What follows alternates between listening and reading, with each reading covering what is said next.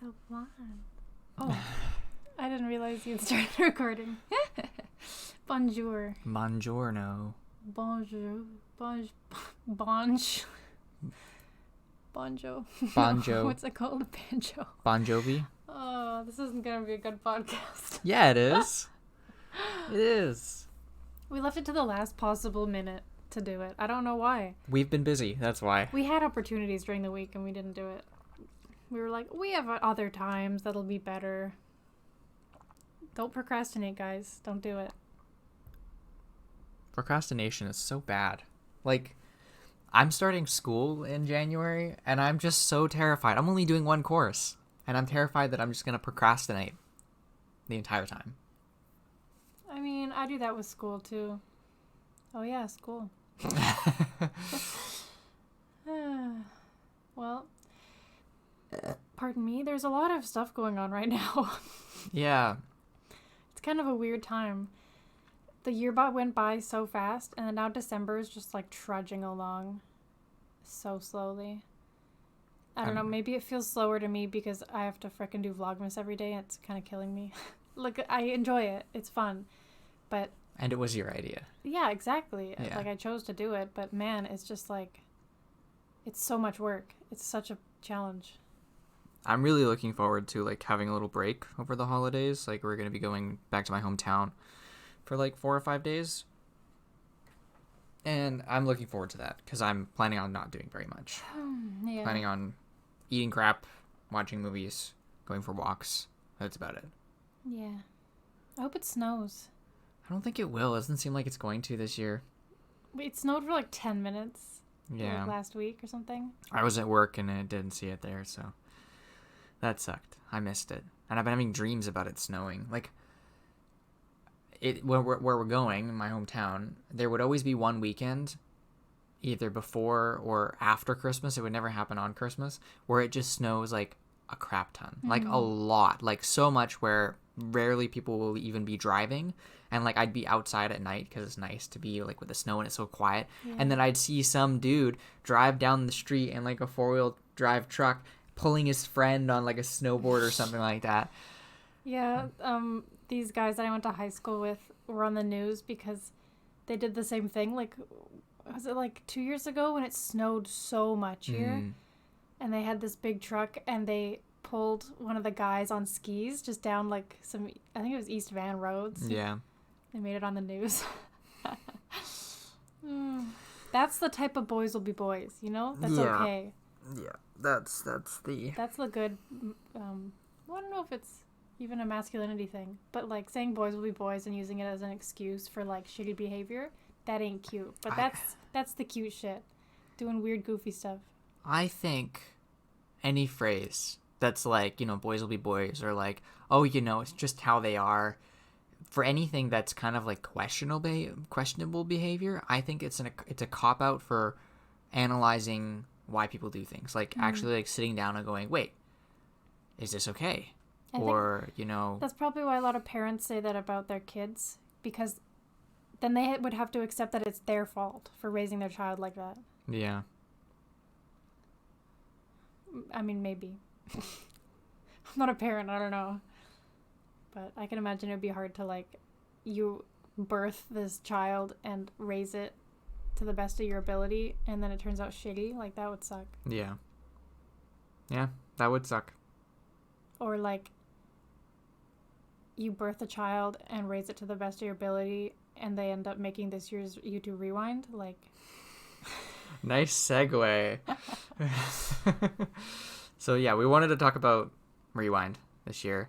I actually wasn't planning on watching it, and then Erika watched it, and she said she wanted to see my reaction and see how I feel about it. And, I mean, I felt pretty much the same way as you did. Yeah, it's like, it was boring, and it was just, like, a bunch of lists, and they didn't actually have anybody in it, like, actually in it, right? Speaking of cop-outs. Yeah, exactly. Yeah. They were basically like, oh, you didn't like it last year? Okay. We're not involving any of you then. That's what it felt like. Well, it felt like they couldn't please anybody, but they still tried to please everybody. Yeah. You know what I mean? Like, they knew that they can't please everybody, but they still tried to, which is like, I don't know. It just felt like it was a letdown, to be honest. Yeah. Like, because I can't remember, a bunch of people have been saying this. We've been looking forward to Rewind in a cringy way. Like, in a way of, we're excited to see how bad it is this year. Yeah, Jack's Films said that. And he has a really good rewind. Yeah. But that's the thing, is it's kind of like created a trend. I know people do this every year, but more so this year, where people just make their own rewind. There was one, I can't remember who made it, but it's YouTube Rewind Legends. And it's kind of like a YouTube Rewind for the whole decade.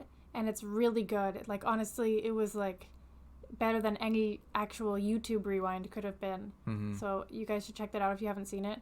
Also, go watch Rewind, like the actual YouTube Rewind, and let us know what you guys think about it, because we have some opinions. Yeah, I mean, the thing is, YouTube doesn't have any excuses, because it's literally their platform. They have almost unlimited budget. Like, it's Google. It's Google. They could call in favors also, too. Like, yeah. But the thing is, we were talking about this earlier today, because it's kind of like, if you look at content on YouTube as a whole, there's so much there. But I don't go to YouTube to watch polished, perfect, high production value content. Yeah. I go to Netflix, I go to Amazon, I go to regular cable television to see that kind of thing. YouTube, and I don't mean this in an insulting way, it's just kind of the definition of YouTube, will never be like that. No, it was originally like people's home videos and like crappy audio, crappy video, you know, and it has improved, but it's never gonna be like, I know that YouTube has their own like original shows now, and like, sure, that's cool, but it's never drawn me in, because it's like, that's not what you are. That's not what YouTube is. Yeah. It's not a streaming service. Yeah. It's a place where people upload their funny, like, shit, you know? Yeah.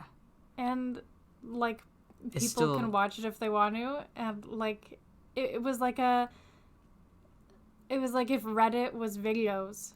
You know what I mean? Like, that kind of energy. Yeah. Like, can you imagine if Reddit started their own streaming? They have RPAN, which is Reddit Public Access Network, I think. And I don't know how it works. I've only seen it a couple times, but sometimes I'll go on there and there's just some guy filming his cat, and it's got like 60,000 viewers, and it's live. Oh, well, that's different. Live is different than, because then that's like Twitch, right? Oh, okay, yeah. But I mean like a streaming service, like YouTube. Yeah. Well, the thing is, when something's too high-end and polished, and like, for example, MKBHD, his content is so high quality that I can only watch a couple videos in a row, and then I need a break for a while, because it's like, it's almost too pretty. You know what I mean? I need he's got a lot of personality, and that's probably what keeps the balance, right? And he brings his own personality in there a little bit. But it's almost too much. It's almost too, like, for example, Unbox Therapy. Really high-quality video, really clean-looking setup, but he's got a wild personality that's always a little bit unpredictable, a little bit out there, a little bit annoying, you know? And I like that. That's, again, that's, like, there's always something that's a little bit different about it, a little bit off, which isn't off in a good way, you know? Well, and if you think about it, like, the most subscribed people, I mean, okay, look at PewDiePie. Yeah. He's so unpredictable, and you don't know what the hell he's gonna post. He posts every day, every single day. Yeah. And you never know what it's gonna be. Yeah. Like, and look how many subscribers he has. Like, it pays off. He has a formula and he sticks with it, although his formula is being unpredictable. But yeah. But that's another thing that was in Rewind. Like, yes, PewDiePie was the most watched person, right? Like the second highest had what, 2.1 billion views in the year, and he had 4 billion. That's a huge jump. Yeah, it was double basically. So, but YouTube treated him so weird in Rewind, because for that, like, for everybody else, they showed, like, from their videos, you know, stuff like that. And then when they showed PewDiePie, they just showed him holding the play button. Yeah. You know? They showed him a couple times, but it was every time it felt like it was reluctantly. They showed him twice, didn't they? Just his wedding, because that was one of the most viewed videos of the year. Yeah. And then the most watched.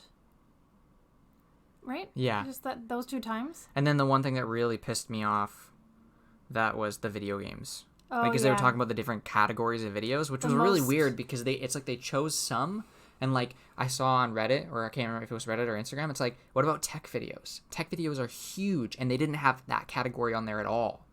Right? Like, what about Linus Tech Tips? They get almost 1 million views on every video, and they post every day. Yeah. Right?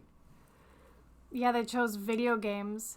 So if you guys haven't seen it, they had like top 5 most like posted about, I guess, video games. And number 1 was obviously Minecraft, because PewDiePie starting that Minecraft series in like June or whatever, or even, I don't know, in the summer at some point, like blew made up. Minecraft, have this huge resurgence. Yeah. And everybody was playing it.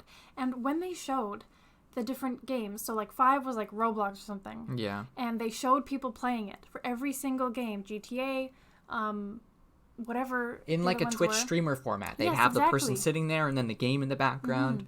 Yeah. And then Minecraft comes, and I know that everybody's thinking, okay, here comes PewDiePie, because PewDiePie was the most viewed Minecraft player of the year. And there's nobody playing. Like, they just have a video of the game. They just have the game. Yeah. And there's nobody playing. And it was like super weird. Like, I was just like... It almost felt Illuminati, like, conspiracy theory. Like, it's so obvious that YouTube hates PewDiePie. You know? Well, it's not even hate. It's just like they're uncomfortable with how much popularity and power he has, because they feel like they have no control over it. Well, one of his latest videos, that he said that YouTube contacted him and told him that he needs to improve his descriptions for his videos. Like, why do they care?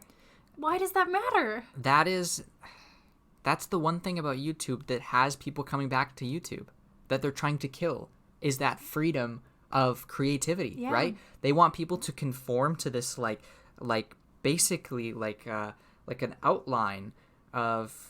It's like an Excel spreadsheet. They want people to fit in this Excel spreadsheet, but then there are people like, well, hey, what if I do it this way? Like, no, we have this preset one that you have to fit into. Otherwise, you won't be successful. It's like... No, it's otherwise YouTube won't make as much money.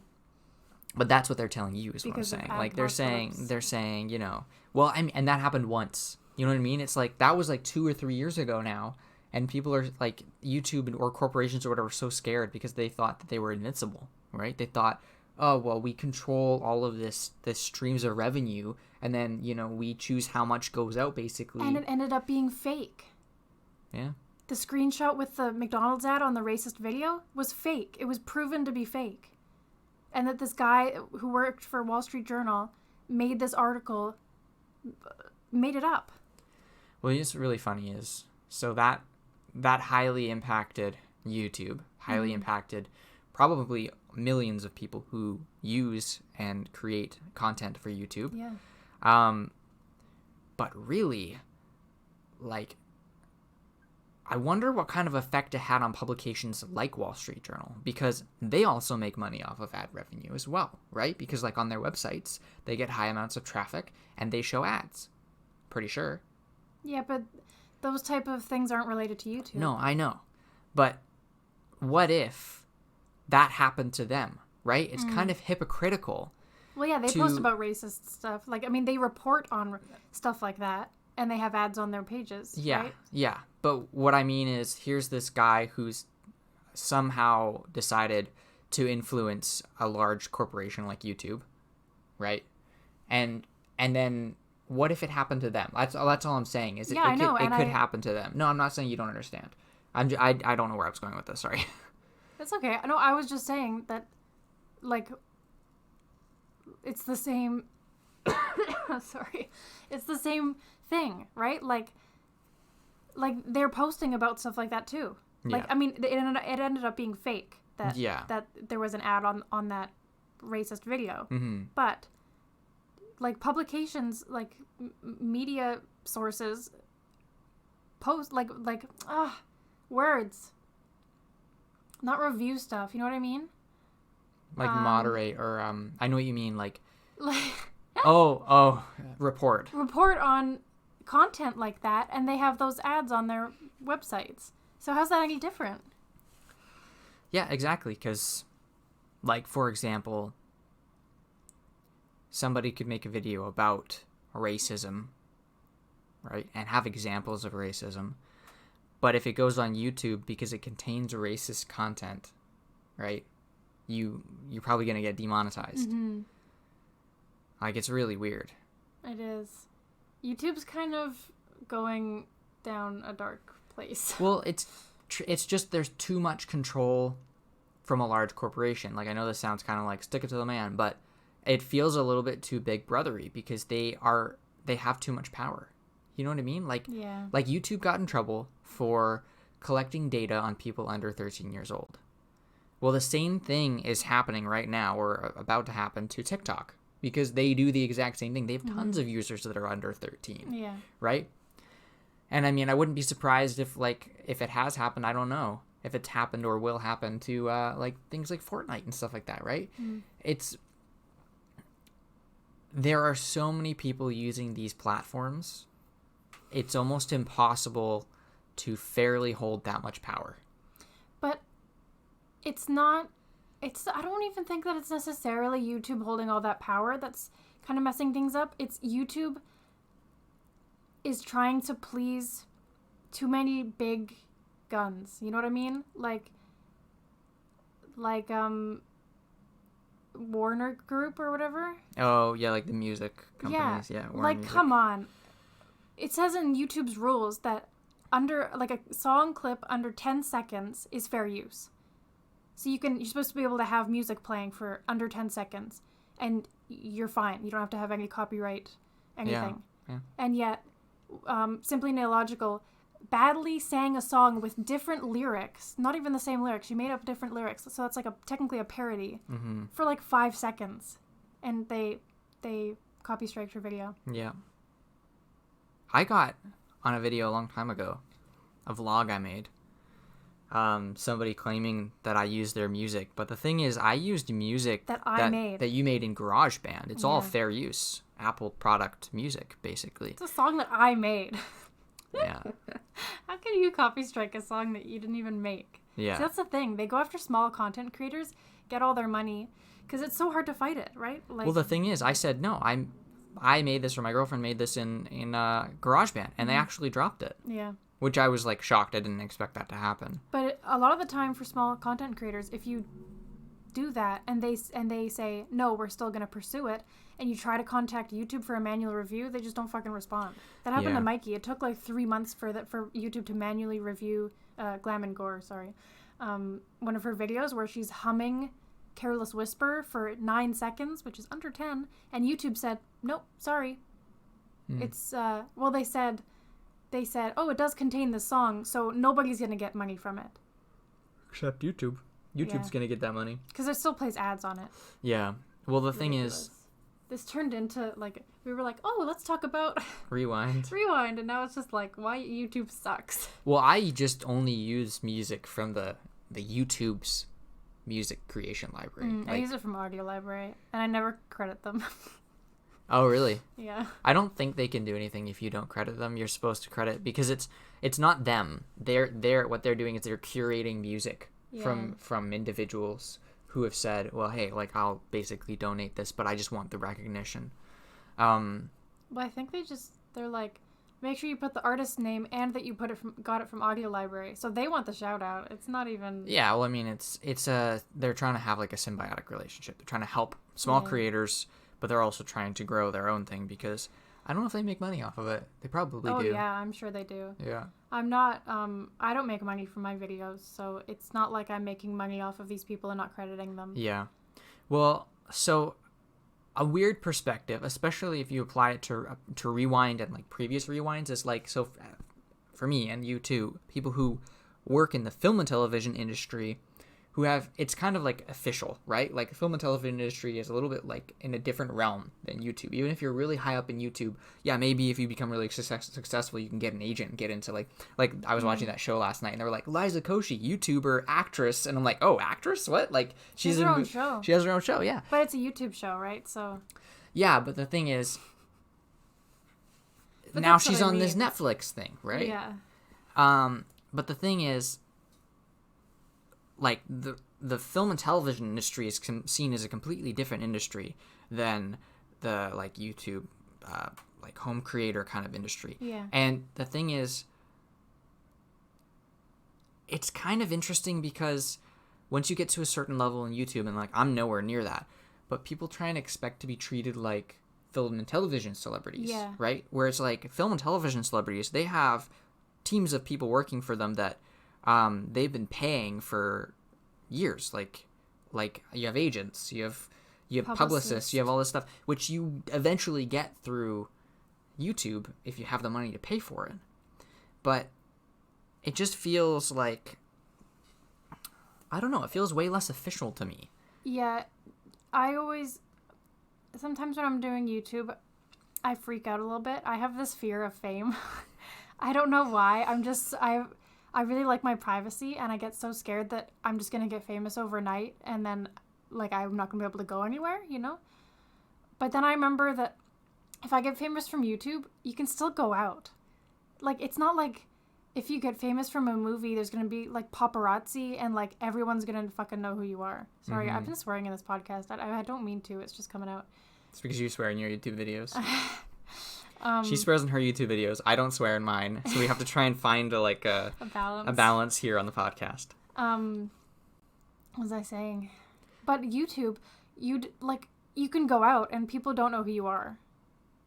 You're not going to get swarmed unless you're like, well, no, even PewDiePie doesn't, right? Like yeah. he says like every once in a while, someone's like, hey, can I get a photo? And he's like, sure. But that's it. Yeah, it's different than, for example, like The Rock. Yeah. Right? Like, everywhere he goes, he has, like, people, like, chasing his truck and stuff like that. Yeah. Or at least that's what he shows, right? But, yeah, I find that interesting, too, because, like, having met people through the film and television industry who are quite famous, but then, like, I've met people who are really famous in the film and television industry, but their lives, they're, like, successful. Not necessarily famous, they're successful. People know who they are. But they're comfortable, they make quite a bit of money. But they can go out in public and no one's, like, gonna, like, bother them or chase them down. I mean, like, Nolan, for example, right? My friend who's on Modern Family. Like, I would go out with him and hang out. Yeah, but if you say Nolan Gold to a group of people, are they gonna know who he is? Yeah. Like, I mean, it's not that, like, really? Yeah. By name? Yeah. Because I find, like, some people, like, I really hope he doesn't watch this because I'm gonna be mean for a second. But, like, I find Nolan Gould's not really a common what's it called? In Canada. Household name. In Canada. In the States, people watched way more Modern Family. No, I know, but if you're like, oh, Luke from Modern Family, people are like, oh, yeah. But if you're like, Nolan Gould, guess that's then true. People are like, who? Yeah, I guess that's true. Like, I have to describe him to people. Yeah.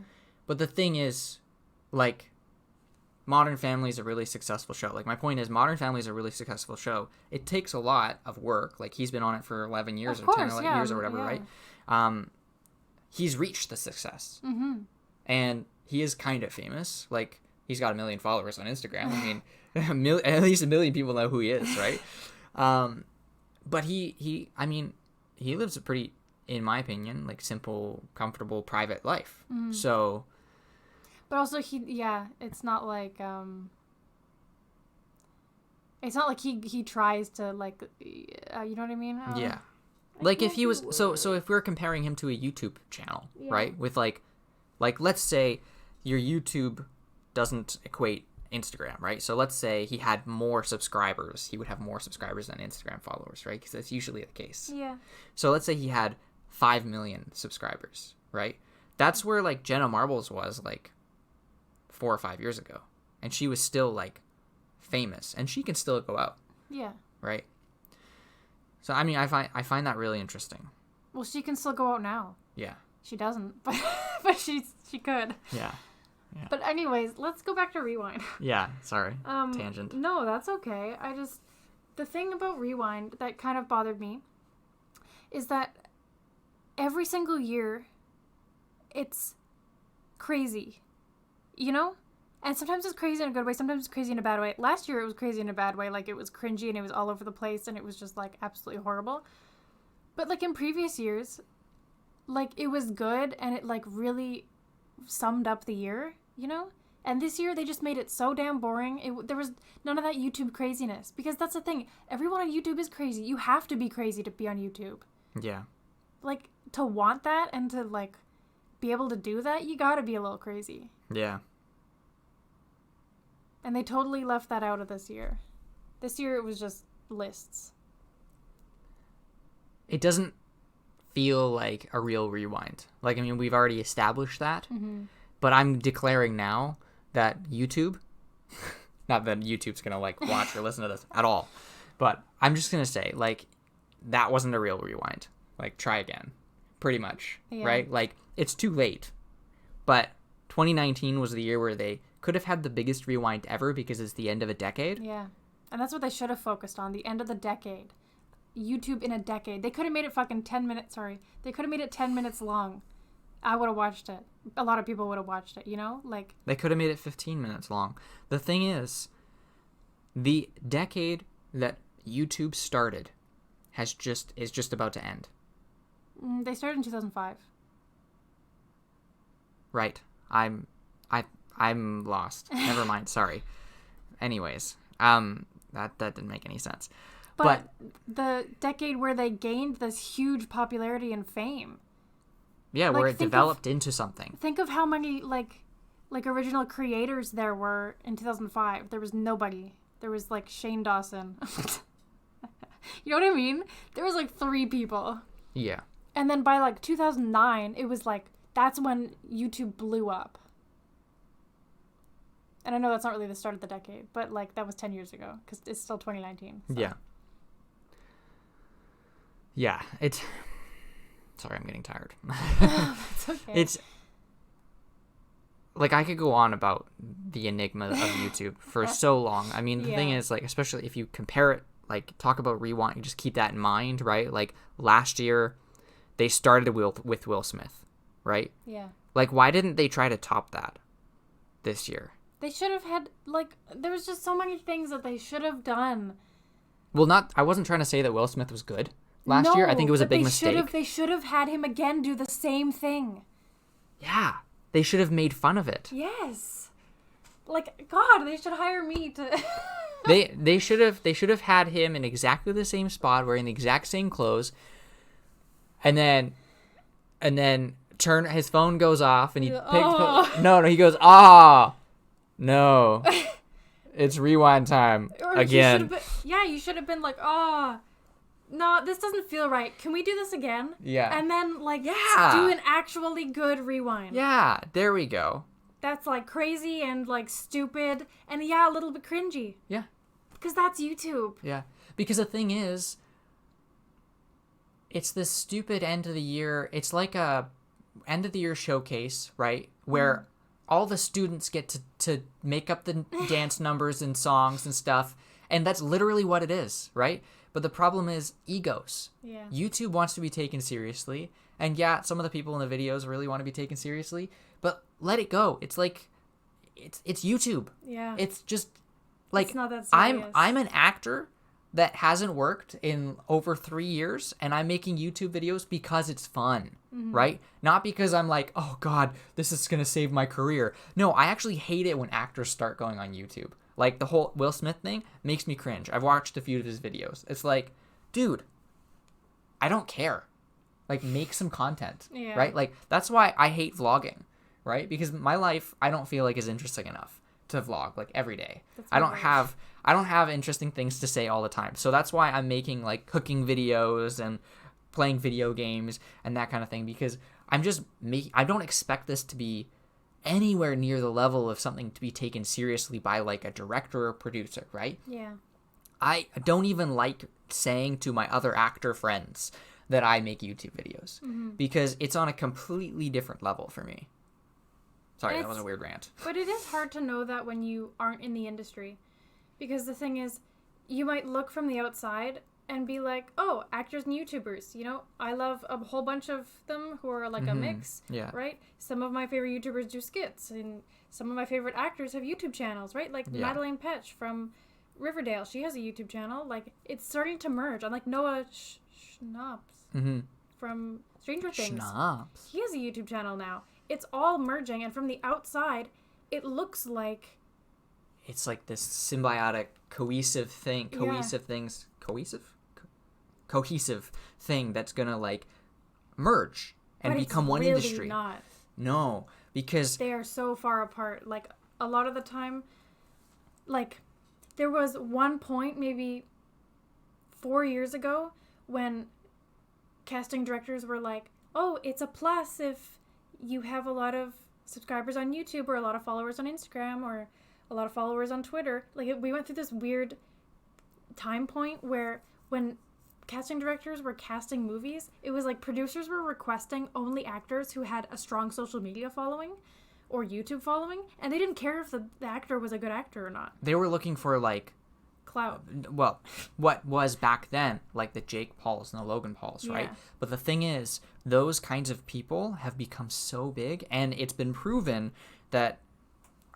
Not by everybody. Like, everyone's different, right? But there are certain types of people who kind of come up really big on YouTube, and there's a certain type of ego that develops, and that does not work well on film sets, right? Like... There are egos that are on film sets. The YouTube egos, the big YouTube egos, are even worse than those. And, I mean, I don't really know any huge YouTubers. That's the thing, right? I've seen egotistical things on set, in auditions, all kinds of stuff, right? But it just does not fit. There's that privacy that film and television has that's not for the public to see that YouTube has. You know what I mean? YouTube has this almost like reality television feeling to it, where even if you are a serious content creator, if there's drama, then people are going to want to see it, right? And it's going to turn into content itself. That's all in a whole on YouTube, whereas in the film and television industry, it's like you have what happens on set and what's in production, and then that's completely different, separate from the, like, tabloids and that kind of thing. Well, the thing is, you can film a YouTube video and upload it right away, whereas a movie... You're going to be filming that for, like, I mean, in the States, like 4 months.